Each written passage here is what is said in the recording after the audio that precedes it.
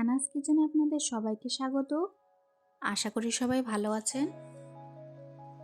আজকে আমি বানাবো চিংড়ি মাছ দিয়ে মূলো ঘন্ট। আমি আজকে 1 কিলো সাদা মূলো নিয়েছি। প্রথমে পিলার দিয়ে ছুলে নিব।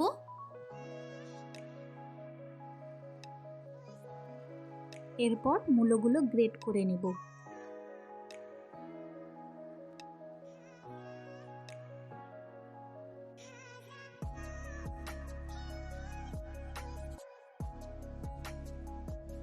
সবগুলো মূলো আমি একইভাবে গ্রেট করে নিয়েছি। এখন কুকারে মূলোগুলো হালকা সেদ্ধ করে নেব। যতক্ষণে মূলো সেদ্ধ হচ্ছে চলুন দেখে নিই আর কি কি উপকরণ লাগবে।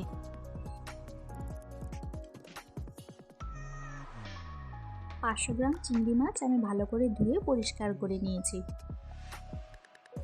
আর নিয়েছি আলু, গোটা গরম মশলা, আদা বাটা, 1 চামচ করে হলুদ গুঁড়ো, জিরে গুঁড়ো, লঙ্কা গুঁড়ো, ধনে গুঁড়ো।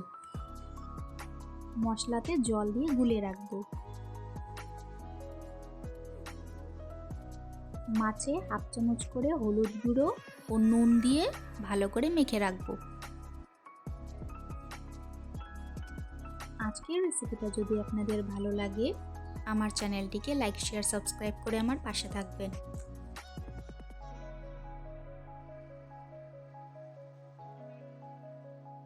মাছে নুন হলুদ মাখানো হয়ে গেছে। এখন কড়াই গরম করে পরিমাণ মতো তেল দিয়ে দিব।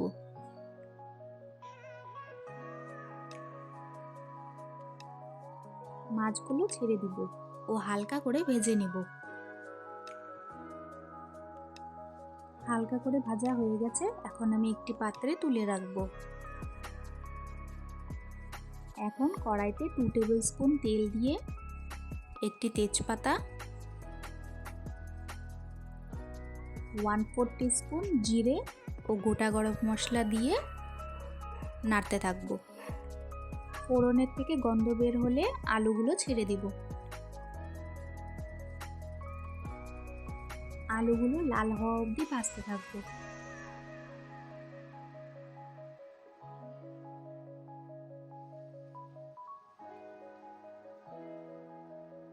হালকা লাল হয়ে এসেছে। এখন আমি গুলে রাখা মশলাটা দিয়ে দিব।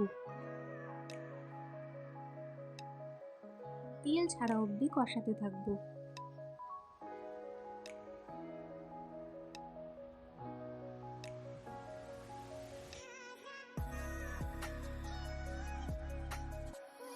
ওয়ান টেবিল স্পুন আদা বাটা দিয়ে দিলাম।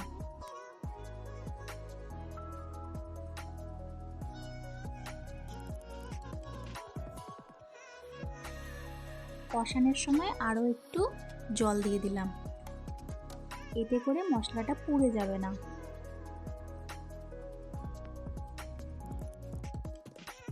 মশলা থেকে তেল ছেড়ে এসেছে। এখন আমি সেদ্ধ করে রাখা মূলোগুলো দিয়ে দিব।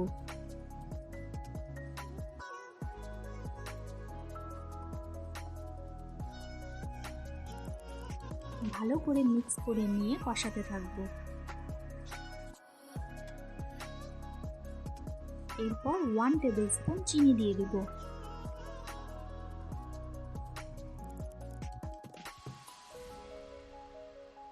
আবারও তেল ছাড়া অবধি কষাতে থাকবো।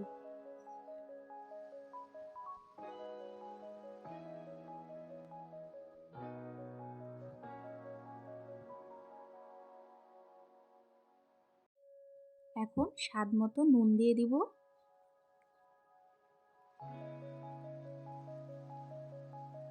আমার রেসিপিটা ফলো করে চিংড়ি মাছ দিয়ে মূলো ঘন্ট বানিয়ে খেয়ে দেখবেন। আশা করি ভালো লাগবে।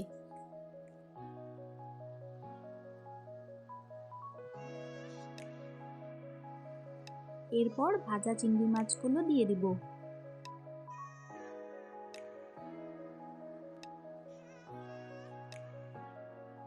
মাছ দিয়ে ভালো করে মিক্স করে নেব।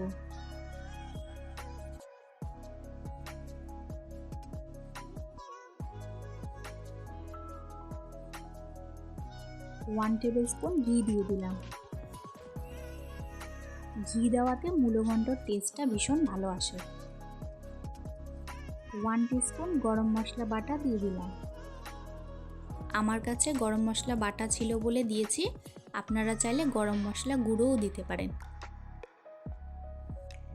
আবারও সব কিছু ভালো মতো মিক্স করে নিব। গরম ভাতে এই মূলঘণ্ট থাকলে আর কিছুই লাগবে না।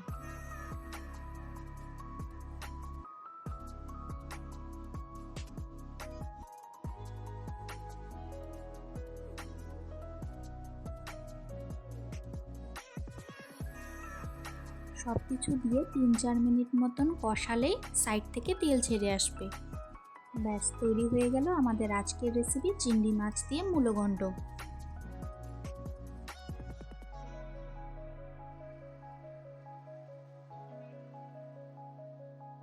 আজকের ভিডিও দেখার জন্য আপনাদের সবাইকে অনেক ধন্যবাদ। সবাই খুব ভালো থাকবেন।